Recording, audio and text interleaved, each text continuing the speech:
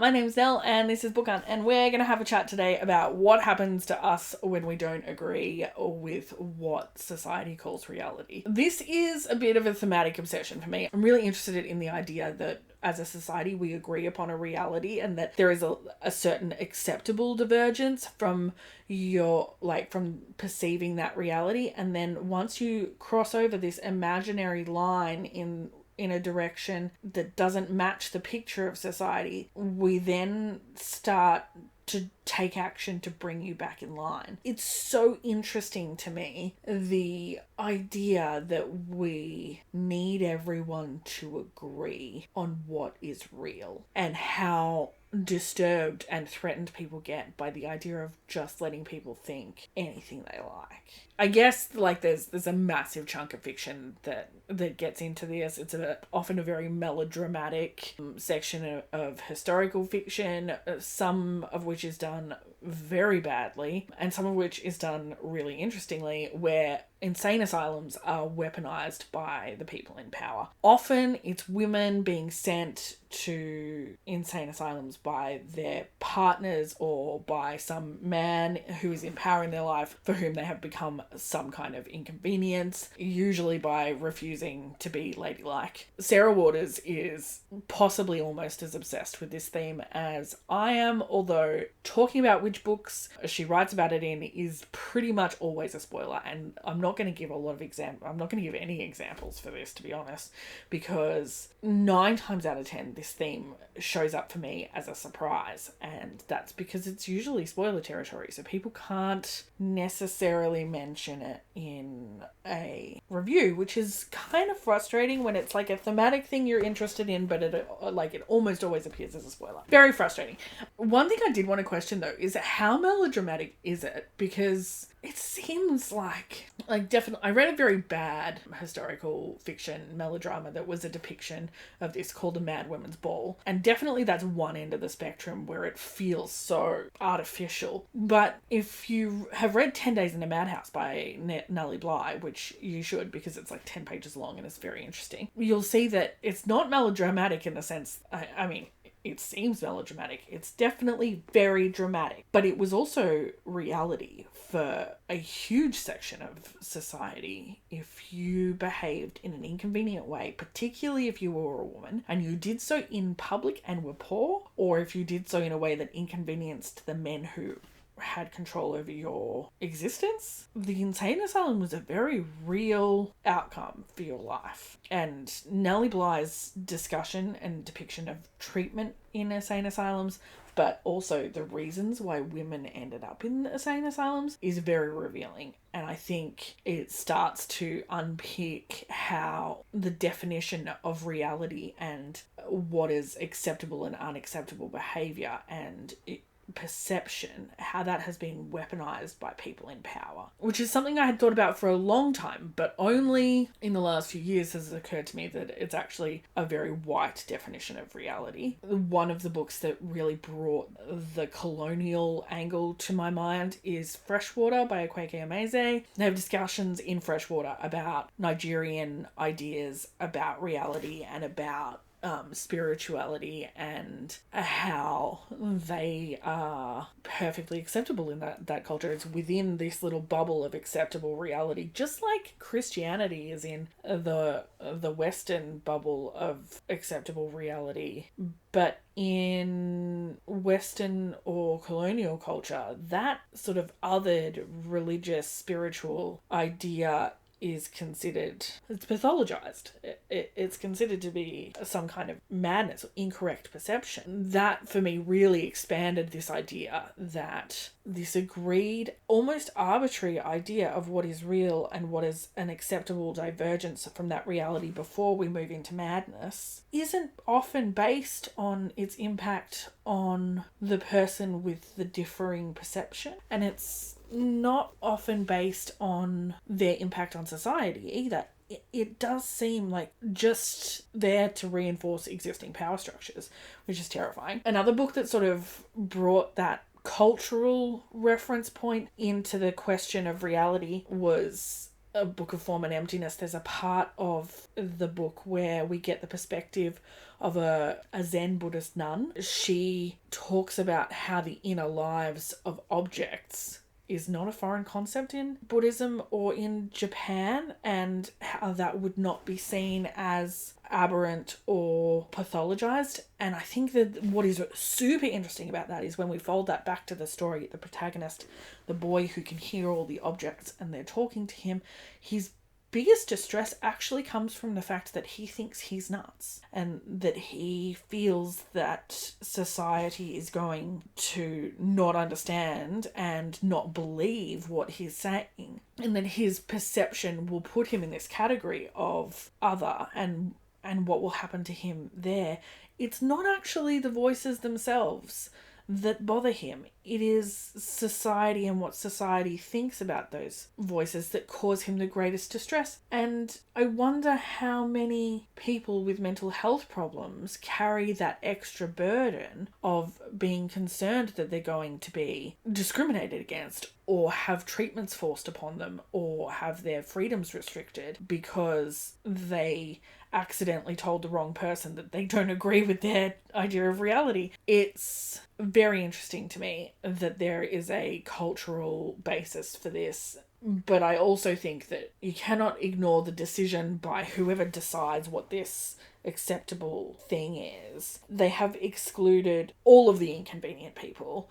I think one of my favourite depictions of this recently is at the very start of Toni Morrison's Home, which is a very short work by Toni Morrison.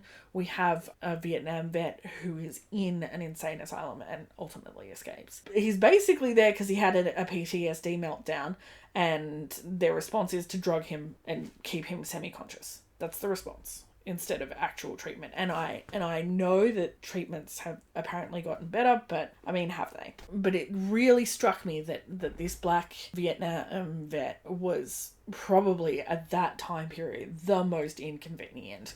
You know, the return veteran from a war that was not very popular, people who had left and while they were in the army were actually treated quite equally, from what I understand. And so when they returned to a society that was still pretty segregated, still being in a position where they're still fighting for basic civil rights, after putting your life on the line and seeing your friends die for this country, that must have been so disruptive to how you perceived your country. Add to that the trauma of warfare, and this person, how could you expect them to see the world the same way as Susie Homemaker, who, you know, has just left college to marry her husband and be a good housewife? Of course they don't have the same perspective. That was a really interesting depiction for me. It wasn't actually the core of what the novel was about, but because I'm obsessed. The discussion of inconvenient people being institutionalized is really expanded upon for me in The Fat Lady Sings, which was one of those books. Bernardine Evaristo curated a selection of books by black British authors, to be republished, and this was one of them. And I read it. I got them all, but I read this one first because it's about a fat lady in a insane asylum. There's this juxtaposition of this fat lady who can't stop singing. She's grieving and she's expressing that grief through singing, and she can't stop singing, and she's clearly quite manic. There's a really good depiction of pressured speech. If you've ever known someone who is manic depressive or has manic episodes, that forceful way that they talk when they're experiencing mania, there's a really good depiction of that through this novel, and it was beautifully done. This fat lady, and then who is too loud, and then there's a lady who's not eating and she's too quiet, she's not saying anything, and they're both being inconvenient. The fat lady is too disruptive, she's taking up too much space, and the quiet lady is not participating and forcing people to take care of her because she doesn't want to eat food. It felt realistic to me. It felt like a real depiction of how we shove these people who need ultimately connection and care, and we take their behaviors as a sign that their perception is incorrect, and we institutionalize them. And that is actually a very disconnecting experience. If any book that I'm talking about has the reality of the situation down, All My Puny Sorrows by Miriam Taves is a brutally correct depiction of the combative nature of institutionalization and how it's an authoritative structure that is dependent upon the obedience and the compliance of the people who are ill for their structure of help to work, and how that doesn't seem to address the core problem of why these people are a danger to themselves sometimes. Particularly in All My Puny Sorrows, the character who is institutionalized is really unwell and really seriously a danger to themselves. The institution doesn't help her. It just confines her so that she physically can't hurt herself, and everything else it does to her is about her compliance. I feel like that connects in with this idea that you must perceive the world the way we perceive the world. You must value your life because we want you to. You must think that suicide is selfish and wrong. You must agree with that before we can let you go, rather than finding strategies for them to deal with their inner turmoil. I just think that's absolutely fascinating, this idea that we can bend people's perception to fit in this little bubble. I don't think it's effective. I don't think we really can. So if it's not effective, then what is this other than a system of control? What is this other than a way to corral the people who are at the edges of society and force them to comply with whatever we want them to comply with? And I think the fact that this structure is a product of our healthcare system, I think it demonstrates that this desire to force people to conform is not necessarily a conscious creation. I don't think it's cynically created by a society in order to have this control mechanism. I think it comes from something deeply embedded in us, in humans. And I think evidence of this is in our tendency as readers to pathologize and categorize people. These aren't even real people, but when you read Convenience Store Woman and that woman has an interesting perception of the world, it's very different from my perception. It's certainly outside of this little bubble that I describe. When we read this book, so many readers try and label her as autistic or neurodiverse or mentally ill in some way in order to explain and categorize and align her perception with something that we can endorse. That is not a thing that is forced on us by our education system or indoctrinated in us in any way. So why is it our instinct to force that perception into alignment with what we think perception should be? I don't know. I think I've just had a realization that this is the reason why. I've been reading A Dear Centurion by Akwaeke Emezi. I've been reading it for, I would say, nearly a year. I am so uncomfortable with this memoir. It's fascinating and fabulous, and I love everything Akwaeke Emezi has ever written so far, but this memoir, Dear Centurion, makes me so uncomfortable, and I wonder if it's this perception that is outside my idea of what is acceptable, and the challenge to internally accept that that is their perception and that that's not a pathology and that that is fine. Maybe this is me trying to undo some of this colonialist assumptions of what is real and what is not real. Sorrow and Bliss is another book that sort of talks about this idea of what is acceptable and not acceptable, but is very internal. There is a discussion of like pathologization at the end, and that's actually a positive force for the central character, but its discussion of mental health is of internal impacts and impacts of her for her with her relationship building rather than her behavior impacting the people around her.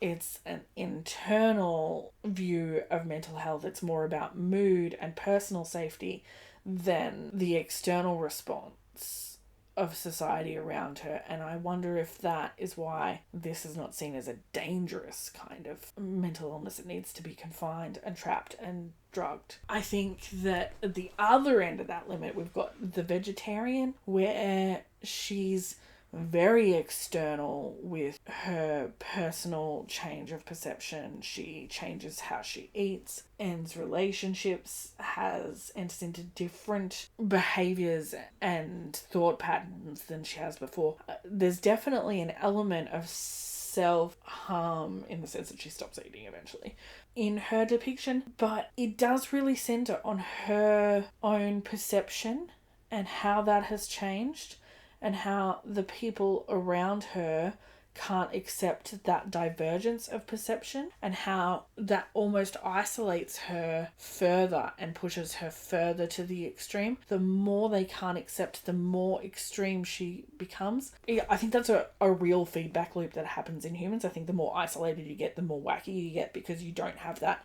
discussion and feedback bringing you back towards this center of this perception bubble. You don't have other people's perspectives to mitigate your own potentially extreme view of the world. Not that you should have to, but is that where the danger comes in? Is that where, we start to think that we're a tree?